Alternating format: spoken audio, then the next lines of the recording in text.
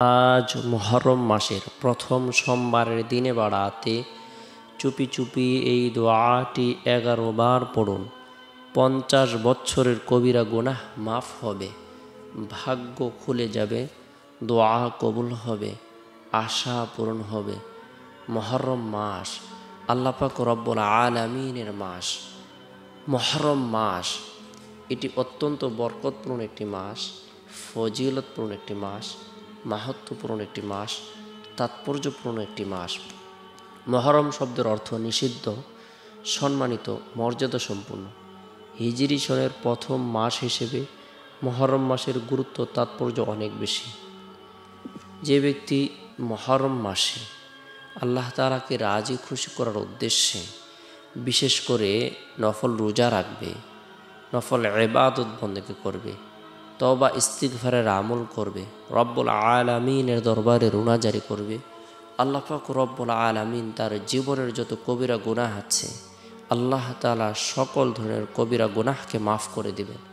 আল্লাহ পাক রব্বুল আলামিন তার ভাগ্যকে পরিবর্তন করে দিবেন, তার আশাগুলো পূরণ করে দিবেন। মুহররম মাসটি আল্লাহ তাআলার কাছে অনেক পছন্দনীয় একটি মাস। এ মাসের বিশেষ বৈশিষ্ট্য রয়েছে, বিশেষ ফজিলত রয়েছে, মাহাত্ম্য রয়েছে, তাৎপর্য রয়েছে।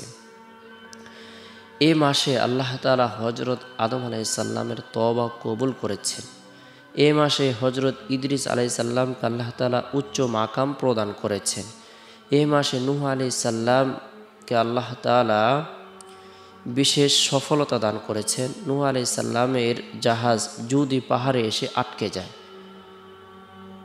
ইব্রাহিম আলাইহিস সালাম জন্মগ্রহণ করেছেন মুহররম মাসে, এবং মুহররম মাসেই আল্লাহ পাক রব্বুল আলামিন তাকে খলিল হিসেবে আখ্যায়িত করেছেন। আল্লাহ তাআলা হজরত দাউদ আলাইহিস সালামের তওবা কবুল করেছেন মুহররম মাসে। ঈসা আলাইহিস সালামকে আল্লাহ তাআলা আসমানে উঠিয়ে নিয়েছেন মুহররম মাসে। মূসা আলাইহিস সালামকে আল্লাহ পাক রব্বুল আলামিন সাগর থেকে রক্ষা করেছেন, এবং ফেরাউনকে আল্লাহ তাআলা চুবিয়ে মেরেছেন মুহররম মাসে। ইউনূস আলাইহিস সালামকে আল্লাহ পাক রব্বুল আলামিন মাছের পেট থেকে বের করেছেন মুহররম মাসে। সুলাইমান আলাইহিস সালামকে আল্লাহ তাআলা রাজত্ব ফিরিয়ে দিয়েছেন মুহররম মাসে। মুহররম মাসটি আল্লাহ তাআলার কাছে অনেক পছন্দনীয় একটি মাস। আল্লাহ তাআলা বলেন, মুহররম মাস হলো আমার মাস। ইন্না ইদ্দাতাশ শুহুরি ইনদাল্লাহি 12 শাহরান ফি কিতাবিল্লাহি ইয়াউমা খালাকাস সামাওয়াতি ওয়াল আরদা মিনহা আরবাআতুন হুরুম যালিকাদ দীনুল কাইয়্যিম ফালা তাযলিমু ফীহিন্না আনফুসাকুম ওয়াকাতিলুল মুশরিকিনা কাফফাতান কামা ইউকাতিলুনাকুম কাফফা ওয়া'লামু আন্নাল্লাহা মা'আল মুত্তাকিন। নিশ্চয় আল্লাহর বিধান গণনার মাস 12টি, আসমান সমূহ ও পৃথিবী সৃষ্টির দিন থেকেই তন্মধ্যে 4টি মাস সম্মানিত। এটি সুপ্রতিষ্ঠিত বিধান। সুতরাং এর মধ্যে তোমরা নিজেদের উপর অত্যাচার করো না, জুলুম করো না, আর মুশরিকদের সঙ্গে তোমরা যুদ্ধ করো সমবেতভাবে, যেমন তারাও তোমাদের সঙ্গে যুদ্ধ করে যাচ্ছে সমবেতভাবে। আর মনে রেখো আল্লাহ মুত্তাকিদের সাথে রয়েছেন। সূরা তাওবা আয়াত নং 7। মুহররম মাসে আমরা প্রত্যেকেই গুরুত্ব সহকারে আল্লাহর ইবাদত বন্দেগী করব।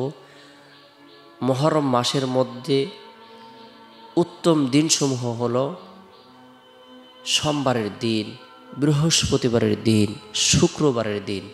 সাপ্তাহিক উত্তম দিনসমূহের মধ্যে সোমবারের দিন অন্যতম একটি দিন। তাই সোমবারের ফজিলতের দিকে তাকিয়ে, মুহররম মাসের ফজিলতের দিকে তাকিয়ে আমরা প্রত্যেকেই নফল ইবাদত বন্দেগী করব।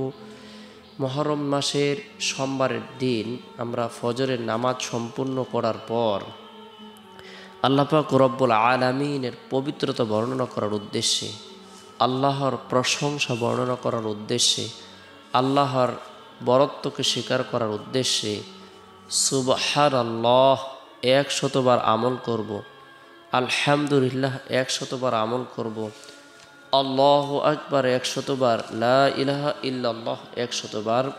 এই তাসবিহ, তাহলিল, তাহমিদগুলো কোনো ব্যক্তি যদি পাঠ করে, আমল করে, আল্লাহ পাক রব্বুল আলামিন তার পদমর্যাদাকে বৃদ্ধি করে দিবেন। আল্লাহ তাআলা তার উপর রাজি এবং খুশি হয়ে যাবেন। ফেরেশতাদের নুরানি মজলিসের মধ্যে আল্লাহ তাআলা ওই বান্দা বান্দির ব্যাপারে আলোচনা করবেন। তাই গুরুত্ব সহকারে এই তাসবিহ তাহলিল তাহমিদগুলো পাঠ করব। এরপরে সোমবারের দিন জোহরের নামাজ সম্পূর্ণ করার পর নিরিবিলি এক পরিবেশের মধ্যে বসে গুনাহ মাফের উদ্দেশ্যে তওবার নিয়তে 11 বার ইস্তিগফারের আমল করব। আস্তাগফিরুল্লাহ রব্বি মিন কুল্লি যামবি ওয়া আতুবু ইলাইহি। যে ব্যক্তি গুরুত্ব সহকারে গুনাহের কথা স্মরণ করে, তার অন্যায় অপরাধের কথা স্মরণ করে, তার জীবনের যত পাপ রয়েছে সকল পাপের কথা স্মরণ করে আল্লাহ তাআলার দিকে রুজু হয়ে সে ইস্তিগফারের আমল করে, আল্লাহ পাক রব্বুল আলামিন বরকতপূর্ণ এই দোয়াটির আমলের উছিলায় তার গুনাহসমূহকে মিটিয়ে দেন, গুনাহসমূহকে মুছে ফেলে দেন। আল্লাহ পাক রব্বুল আলামিন তার গুনাহকে মাফ করে দেন। যদিও তার গুনাহ সমুদ্রের ফেনা পরিমাণ হয় না কেন, তবুও আল্লাহ পাক রব্বুল আলামিন মাফ করে দিবেন বরকতপূর্ণ এই ইস্তিগফারের উছিলায়। এরপরে চুপি চুপি আমরা গুরুত্ব সহকারে এই দোয়াটি 11 বার পাঠ করব। সুবহানাল্লাহি ওয়া বিহামদিহি, সুবহানাল্লাহি ওয়া বিহামদিহি। কোনো ব্যক্তি যদি সুবহানাল্লাহি ওয়া বিহামদিহি এই দোয়াটি আমল করে, যদিও তার গুনাহ সমুদ্রের ফেনা পরিমাণ হয় না কেন, আল্লাহ পাক রব্বুল আলামিন তবুও তা মাফ করে দেবেন। সুবহানাল্লাহি ওয়া বিহামদিহি, সুবহানাল্লাহি ওয়া বিহামদিহি 11 বার আমল করব। এরপর রব্বুল আলামিনের দরবারে কাকুতি বিনতি করে প্রার্থনা করব, দোয়া করব। আল্লাহ তাআলা দোয়ার বরকতে কঠিন ও জটিল বিপদ দূর করে দিবেন, গায়েবী সাহায্য প্রদান করবেন। আল্লাহ পাক রব্বুল আলামিন আশা আকাঙ্ক্ষাকে পূরণ করে দিবেন। এরপরে সোমবারের দিন আসরের নামাজ সম্পূর্ণ করার পর গুরুত্ব সহকারে আল্লাহ পাক রব্বুল আলামিনের দরবারে আমরা অনাকাঙ্ক্ষিত বিপদ থেকে বাঁচার উদ্দেশ্যে বরকতপূর্ণ এই দোয়াটি পাঠ করব। বিসমিল্লাহিল্লাযী লা ইয়াদুররু মা ইসমিহি শাইউন ফিল আরদি ওয়ালা ফিস সামাই ওয়া হুয়াস সামিউল আলিম। বিসমিল্লাহিল্লাযী লা ইয়াদুররু মা ইসমিহি শাইউন ফিল আরদি ওয়ালা ফিস সামাই ওয়া হুয়াস সামিউল আলিম। আল্লাহ পাক রব্বুল আলামিন তাকে অনাকাঙ্ক্ষিত বিপদ থেকে, মুসিবত থেকে নিরাপত্তা দান করবেন বরকতপূর্ণ এই দোয়াটির উছিলায়। তাই এই দোয়াটি 3 বার পাঠ করব, আমল করব। এরপরে সোমবারের দিন শেষ হওয়ার পর যে রাত আসে, এই রাতটি হলো ফজিলতপূর্ণ একটি রাত।